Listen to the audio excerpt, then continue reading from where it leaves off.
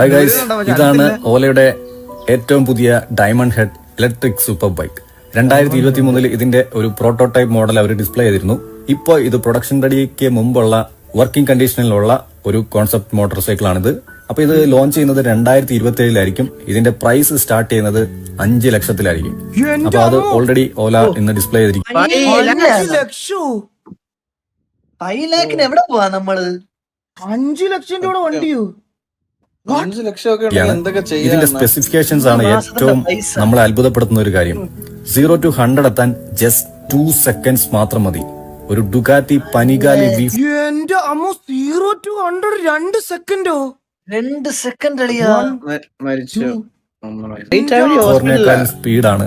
Acceleration നോക്കുകയാണെന്നുണ്ടെങ്കിൽ അത്രയ്ക്കും ഭീകര പവർ ഡെലിവറി ആയിരിക്കും.